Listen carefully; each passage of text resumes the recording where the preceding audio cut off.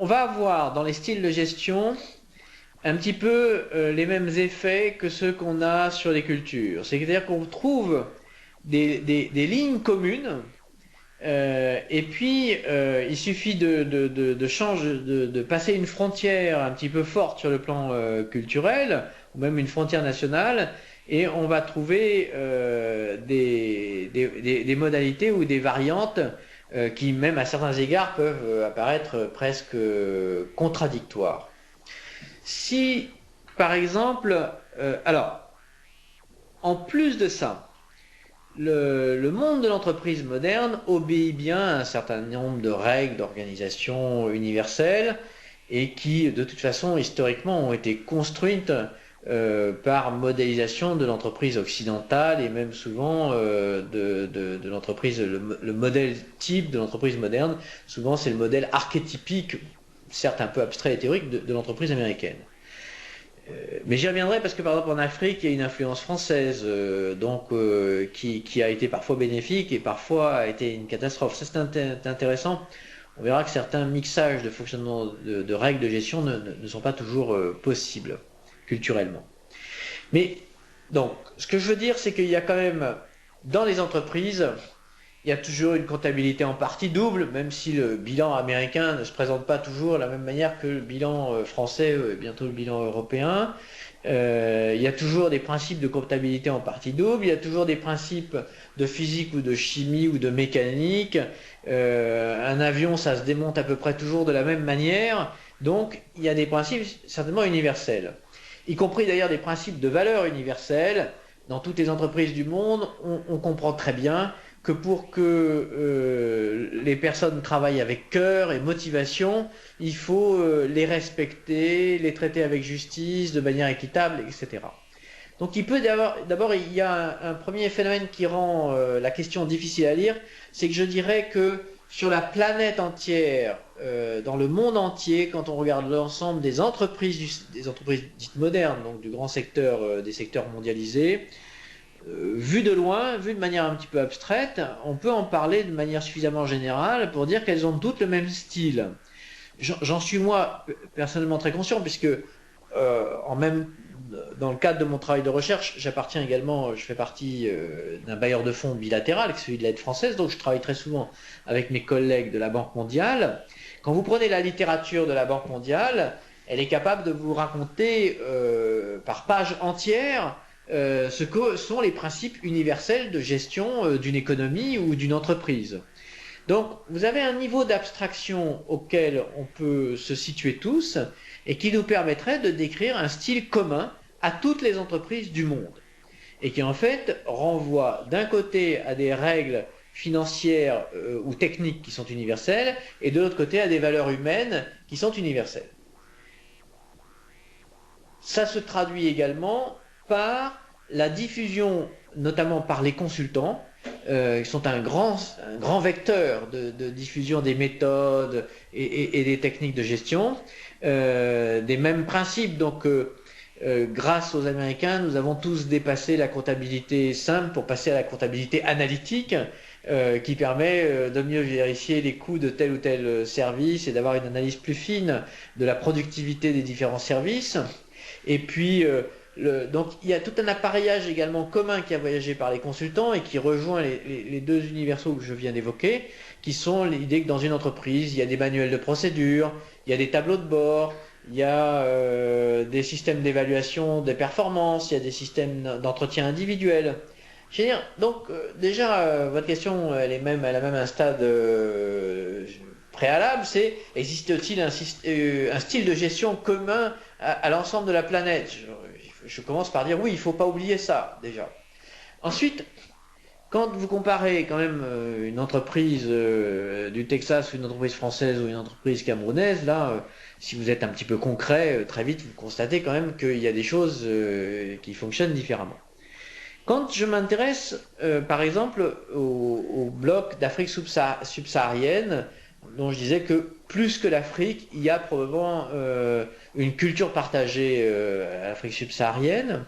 Quand je rentre dans les entreprises d'Afrique subsaharienne, je constate que très souvent, elles utilisent les manuels de procédure, et là aussi par comparaison avec ce qui serait en France ou même aux États-Unis, de manière beaucoup plus amplifiée. C'est-à-dire qu'elles donnent un manuel de procédure dans une entreprise en Afrique subsaharienne, et souvent plus volumineux, plus détaillé, considéré comme une référence importante par tout le monde, même si pas plus qu'un Américain ou un Camerounais parfois ne respecte pas les procédures. Partout sur la planète, les humains ne font pas toujours ce qu'on leur dit de faire, ou essayent d'échapper à certaines contraintes qui leur sont trop difficiles. Mais l'idée qu'il faille appliquer ce qui est dans le manuel de procédure, par exemple, est une évidence assez largement partagée en Afrique subsaharienne, et alors qu'en France, on a une facilité très très rapide à expliquer que c'est justement parce que c'est écrit dans le manuel de procédure qu'il ne faut pas le faire. Puisque le manuel de procédure est par définition obsolète, inutile, pas écrit pour les vraies situations, etc.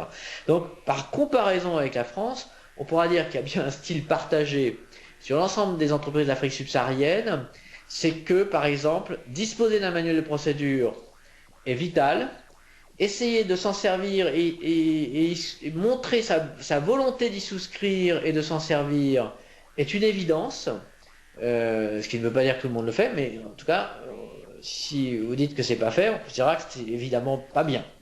Et donc, qu'un bon management commence par un bon manuel de procédure bien détaillé, et qu'un bon subordonné est quelqu'un qui montre sa loyauté par rapport à la collectivité, par rapport aux objectifs d'entreprise, en essayant d'appliquer les procédures. Ce qui n'empêche pas d'aller voir les chefs s'ils constatent que le manuel n'est pas opérationnel ou qu'il contient des risques de mauvaise exécution.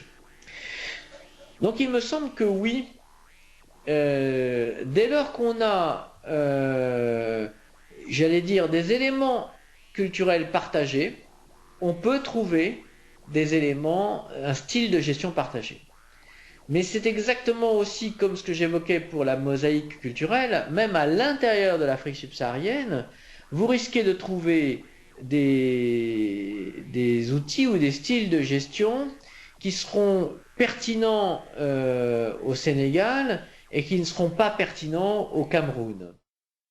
Donc l'idée que la formation est un outil très important pour les managers pour influencer les comportements, stimuler les énergies, créer un sentiment de groupe et une motivation de reconnaissance, serait probablement assez, là aussi, commune. Et par comparaison avec certains autres modèles occidentaux, il y a un style dans lequel la formation développe tout un rituel qui permet véritablement de faciliter la bonne entente dans les entreprises d'Afrique subsaharienne, qui me paraît être un style commun. Mais par contre, la manière d'organiser les sessions, la part de débats plus ou moins ouverts va être très très différente d'un pays à l'autre. Et c'est étonnant de voir que par exemple au Mali, où il y a une tradition très ancienne de discussion ouverte qui s'appelle la palabre. J'en profite pour dire que ça c'est typiquement un malentendu culturel, ça passe parfois par les mots. Si vous regardez dans le dictionnaire français, j'ose croire que ce serait très intéressant de savoir si c'est la même chose dans le dictionnaire français au Québec, mais je peux imaginer que ce sera pareil. Vous chercherez au mot palabre, vous devriez trouver, en tout cas en France, on trouve discussion oiseuse et inutile.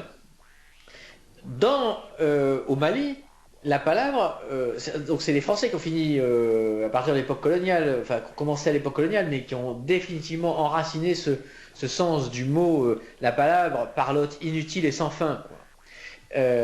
Dans la tradition locale malienne, la palabre est une véritable institution efficace. C'est-à-dire que certes, pour un étranger qui a de gros yeux mais qui ne voit rien, comme dit le proverbe sénégalais, ça n'en finit pas, ça parle, tout le monde peut dire n'importe quoi apparemment, mais en fait là, chacun prend le temps de parler, donc ça prend beaucoup de temps, tout le monde a le droit de s'exprimer, etc. Mais en fait, c'est très formalisé. Chacun prend la parole, on ne la lui coupe pas. Il y a presque un bercement des autres qui écoutent et qui font donc qui marquent leur attention. Celui qui parle finit même par une phrase toute faite, rituelle, voilà, j'ai dit ce que j'avais à dire, ou c'est tout pour maintenant, ou que Dieu vous bénisse. Enfin, donc il y a une formule rituelle. Et même mieux que ça, on constate que dans la palabre, il se passe un peu la même chose que dans un procès, dans un tribunal américain. Si vous posez les bonnes questions, un petit peu bien forcées, avec l'épuisement, la fatigue, etc., en face, on vous répond la vérité. Et donc, la palabre est une institution traditionnelle qui a toujours véritablement eu pour but, alors selon les séances, ça se passe plus ou moins, ça marche plus ou moins bien, mais de faire la vérité. Et quand on vous pose la bonne question, spontanément, c'est l'endroit où on ne se sent pas de mentir. On répond à la question. Donc si la question est même caricaturalement, comment ça se fait qu'hier, ce sac d'or était dans la salle, quand je suis passé à 4 heures, et quand je suis passé à 5 heures, il n'y était pas. Or, nous savons que c'est toi qui es passé entre deux et personne d'autre. La réponse sera, oui, c'est moi qui l'ai pris. Donc, on répond la vérité. Et la deuxième chose, c'est que la palabre sert à chercher des compromis entre les intérêts. Il est légitime que chacun ait des intérêts. Ça aussi, c'est un élément assez commun aux sociétés d'Afrique subsaharienne. Mais on va passer des compromis et l'objectif, c'est qu'on ne sortira ensemble que lorsqu'on sera tous d'accord. Et quand on sera tous d'accord sur la décision, eh bien, véritablement, tout le monde va l'appliquer. Donc, vous voyez que la palabre est loin d'être une parlotte inutile et oiseuse, puisque, un, on y fait surgir la vérité, deux, on arrive même à des consensus, en tout cas à des décisions applicables par tous. Mais dans ces discussions, dans ces palabres maliennes,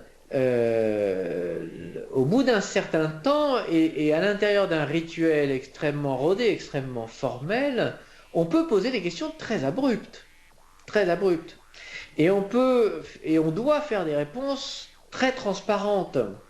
Je n'en dirai pas de même d'autres sociétés du sous-continent africain où on pourrait toujours organiser des palabres, ça ne marcherait pas. Parce que poser une question, par exemple, je pense qu'au Togo, si vous commencez à poser une question trop crue, c'est celui qui pose la question trop crue qui sera soupçonné de mauvaise intention. Sa question sera perçue comme voulant signifier qu'il accuse l'autre.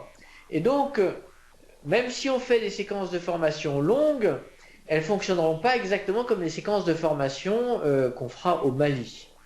Donc, si vous en revenez là aussi au style de gestion, on trouvera des modalités, des manières de faire qui seront très performantes au Mali et qui ne le seront pas au Togo.